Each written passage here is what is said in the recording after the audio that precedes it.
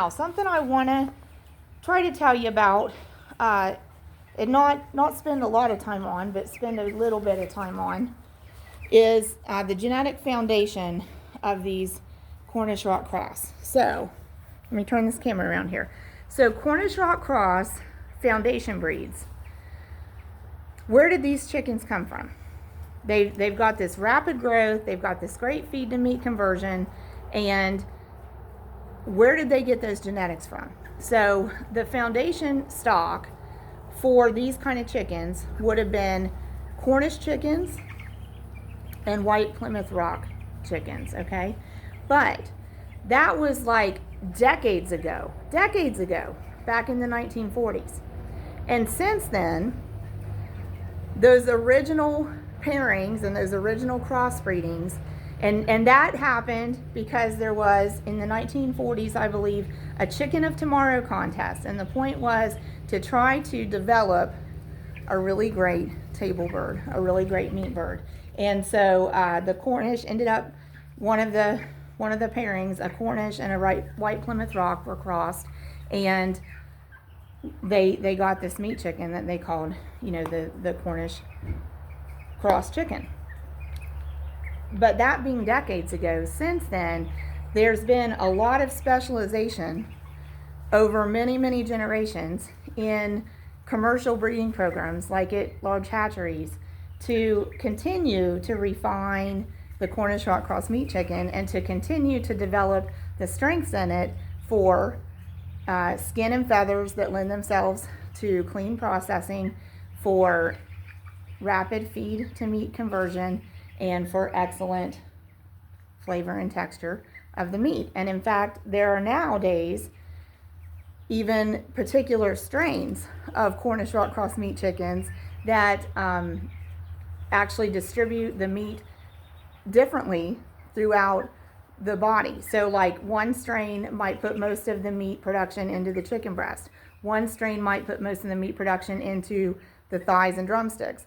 And one strain might distribute the meat more evenly, equally over the entire body. So it's become very, very specialized. It's become much more specialized than, let's take a Cornish chicken and let's take a Plymouth Rock chicken and let's cross them, okay? It's become much, much more specialized than that. I've got to kind of peek around. I hear some activity outside and I have to make sure it's one of us and not somebody I need to go greet. So it is one of us.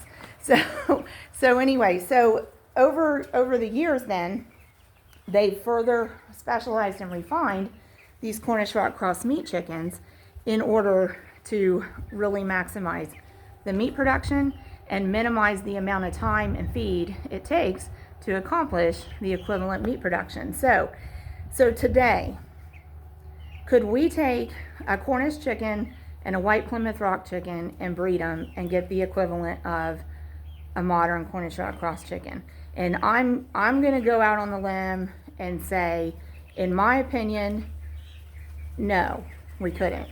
Because at this point in time, the significance of all of the specialization over multiple generations has had more influence on the result, on the modern Cornish Rock Cross chicken, than the original pairing of the two distinct breeds. Okay, that's my opinion, that's my take on it, that's my interpretation, just putting it out there. Okay, so another question then. Could we take these Cornish Rock Cross meat chickens in our flocks and, instead of processing them all, hold some of them back as breeding stock and count on getting the equivalent of these modern Cornish Rock Cross chickens? Well, I'm going to go out on a limb here too and state my opinion and say no.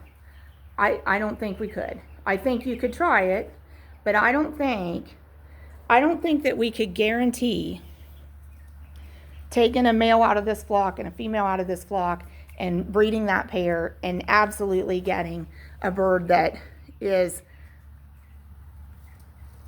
definitely like these birds, okay? And here's why. And let me use the example of egg production birds called Orpingtons. And they're like a heritage breed, a dual purpose breed, a breed that's been kept really pure lines, really pure genetics, okay? A popular color of Orpington is lavender. I love lavender Orpingtons. All right. Now, if you want a lavender Orpington, that's a very specific trait that you've got to breed for. You've got to breed. Hi. I just love y'all. You've got to breed a lavender Orpington to a lavender Orpington to get a predictable true result of a lavender Orpington, okay? In other words, if you just want an Orpington, you can breed any Orpingtons, okay? There's buff Orpingtons, black Orpingtons. Gosh, now there's chocolate Orpingtons and Jubilee Orpingtons and lavender Orpingtons. And you can breed any of those Orpingtons and you're going to get Orpingtons. But you aren't necessarily going to get a lavender Orpington because they're not going to breed true for lavender unless you know the parents have the lavender trait, and you only know the parents have the lavender trait when they're lavender. So that's kind of a simplistic way to say it, but at any rate, so if you would take these birds and try to take a male and a female out of this flock and use that pair as a breeding pair, my opinion is they aren't going to breed true. And breeding true just means, is it predictable that we're going to get the same result when we breed these birds? And I think they're probably not going to breed true, and it's probably not predictable you're going to get the same thing because there is so much specialization over generation to generation in the breeding programs hatcheries use for these meat birds. So, so that's one side of that coin, okay? And that's in general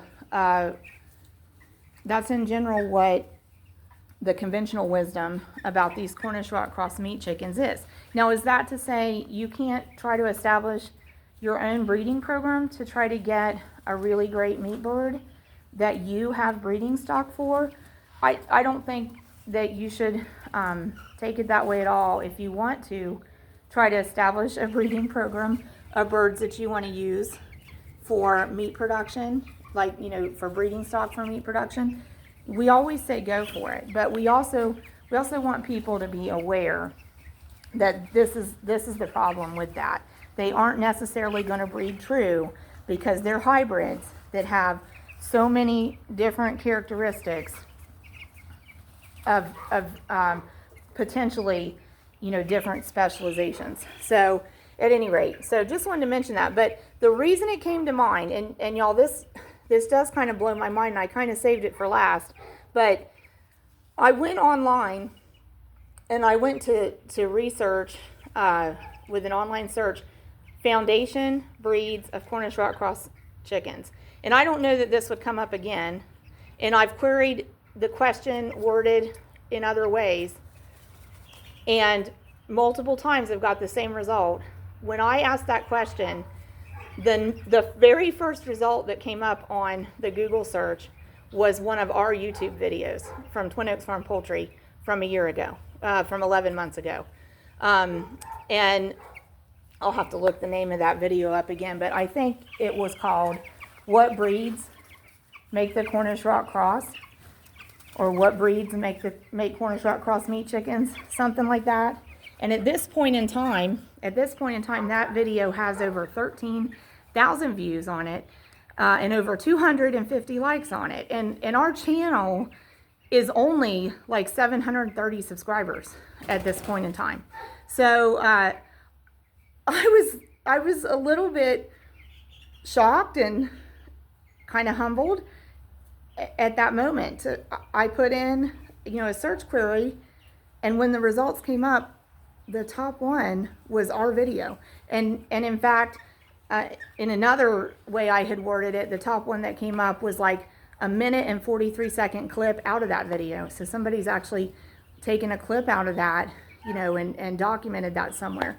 So anyway, that kind of blew my mind. But in that video, I tried to be specific and wanted to get across, and I think did a good job, but wanted to be specific that, hey, what we're saying is, this is a hybrid. They go back to some specific breeds.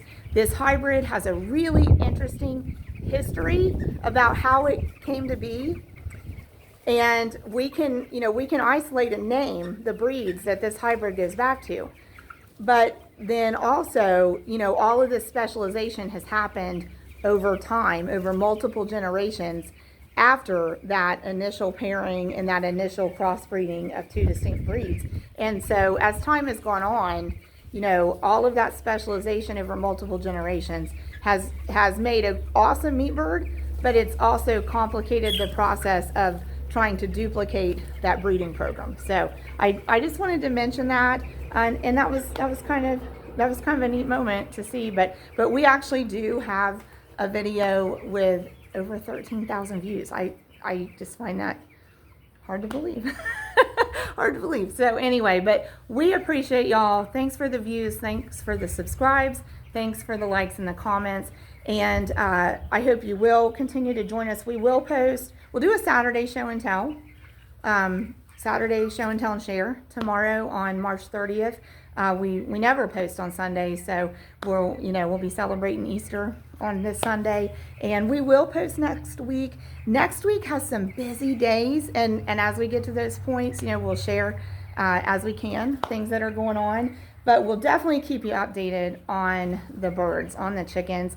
Next week will be really an exciting week with them because we'll see a lot of growth in the birds themselves. We're also going to see, like, just constantly, they're going to fill up more and more room in this pen. And hopefully our weather is going to improve. So, you know, we can maybe even, I don't know if we'll get to the point where we can let these outside any. And sometimes they really don't have much interest in going outside. But, you know, we'll see. We'll see how the weather develops and how things are going. But, yeah, we'll definitely keep you posted on these birds. So thanks for joining us. Please join us again. And next week, I think I will work toward keeping the videos shorter. Thanks for bearing with me on some of the longer videos. But we really appreciate y'all, and we really enjoy being able to share the process of raising meat production poultry with y'all through this platform. So we're going to wrap it up. Please join me again back in the meat bird production barn another day. And the birds are really doing well. So we do have 123 still in production, and we're going to, you know, manage them as well as we can and hope for the best. So thanks, y'all.